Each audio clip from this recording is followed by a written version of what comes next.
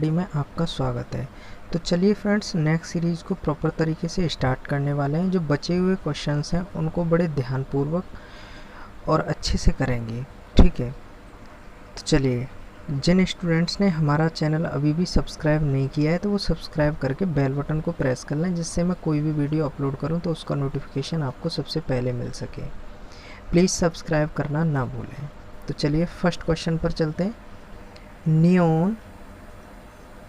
Neon संकेत tube की अधिकतम लंबाई होती है, ठीक है। तो जो नियॉन संकेत ट्यूब जो होती है, ठीक है, उसकी लंबाई कितनी होती है? 5 मीटर, ठीक है। ये स्टैटिक क्वेश्चन है, इसको याद कर लीजिएगा। डीसी मोटर स्टार्टर कितने प्रकार के होते हैं? तो DC motor starter DC motor है ना, स्टार्टर, ये कितने प्रकार के? 3 टाइप के होते हैं, ठीक है। 3 टाइप के होते हैं। निम्न में से किस प्रकार का लैंप डीसी सप्लाई पर काम करता है? ठीक है, तो निम्न में से किस प्रकार का लैंप डीसी सप्लाई पर कार्य करता है? तो वो सीधा सीधा क्या होता है? आर्क लैंप काम करता है, क्योंकि सोडियम वाष्प लैंप ये एसी पर वर्क करता है। मरकरी आर्क लैंप ये भी एसी पर काम करता है। फ्लोरेसेंट ट्यूब ये भी आपने देखा होगा, ये भी एसी पर वर्क करती है। तो आगे चलते हैं। मोटर का प्रयोग मिक्सर ग्राइंडर में किया जाता है, ठीक है। तो मोटर का मिक्सर ग्राइंडर में किया जाता है, तो वो मोटर होती है यूनिवर्सल मोटर, ठीक है, यूनिवर्सल मोटर, ठीक है। नेक्स्ट क्वेश्चन पर चलते हैं। पूरी अंतराल वाइंडिंग में कॉइल अंतराल और पोल अंतराल के बीच क्या संबंध होता है? ठीक है, तो कॉइल अंतराल, ठीक है, दोनों बराबर होते हैं, कॉइल अंतराल और पोल अंतराल, ठीक है। तो कॉइल ठीक है बराबर में होता है पोल, ठीक है ना, ये होता है। नेक्स्ट क्वेश्चन पर चलते हैं। डीसी जनरेटर में कंप्यूटर का क्या अर्थ है? कम्यूटेटर का, सॉरी, ठीक है। कम्यूटेटर एक जो है ना, ये एसी से डीसी में कन्वर्ट करता है और डीसी से एसी में भी कन्वर्ट कर देता है, तो इसको वाइस वर्सा ऐसे भी बोल सकते हैं। तो इसका यही काम होता है, ठीक है, क्योंकि ये डीसी जनरेटर में प्रयुक्त किया जाता है, ठीक है। तो नेक्स्ट क्वेश्चन पर चलते हैं। आमतौर पर डायरेक्ट ऑनलाइन स्टार्टर का प्रयोग 3 डैश लगा हुआ है कि 3 फेज़ के प्रेरण मोटर को चालू करने के लिए किया जाता है। तो इसका जो प्रयोग होता है ना, वो 4, कहीं कहीं 4 लिखा होता है और कहीं पर 5.0 या 5 HP तक प्रयोग कर सकते हैं। नेक्स्ट क्वेश्चन पर चलते हैं। इलेक्ट्रिक रेलवे इंजन के लिए प्रयोग की जाने वाली यूनिवर्सल मोटर होती है, ठीक है। तो ये स्टैटिक क्वेश्चन है, इसको लर्न कर लीजिएगा। 2200 HP की मोटर हम प्रयोग करते हैं, universal motor. Next question. The rotor and the stator of induction motor are made of, ठीक है, ये लेमिनेटेड कोर के बनाए जाते हैं, जिससे कि हमारा एडी करंट लॉस कम हो, ठीक है, एडी करंट लॉस कम हो। उसके बाद नेक्स्ट के ऊपर चलते हैं कि जो वेव वाइंडिंग होती है, वेव वाइंडिंग, उसमें ए बराबर होता है 2, और जहाँ लैप वाइंडिंग होती है वहाँ ए बराबर में होता है पी, ठीक है। इसको अच्छे से याद कर लीजिएगा। नेक्स्ट क्वेश्चन पर चलते हैं। निम्न में से कौन सा परीक्षण केबल के भूदोष अर्थ फॉल्ट के स्थान का पता लगाने के लिए किया जाता है, ठीक है। तो ये एक होता है PYQ बराबर RYS, ये वाला जो होता है ना, एक होता है मुरे लूप, ठीक है, इसे मरे लूप भी बोल सकते हैं, ठीक है।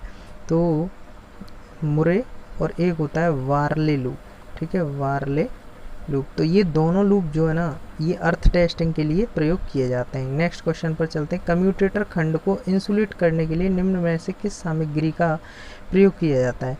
तो इंसुलेट करने के लिए हम क्या करते हैं? माइका का प्रयोग करते हैं, माइका, ठीक है। माइका आएगा और हिंदी में आएगा अभ्रक, क्या आएगा? अभ्रक, वो दे रखा है आपको हिंदी में ये, ठीक है, अभ्रक आएगा। नेक्स्ट क्वेश्चन पर चलते हैं। In staircase wiring the minimum number of two way switch used in a circuit is are.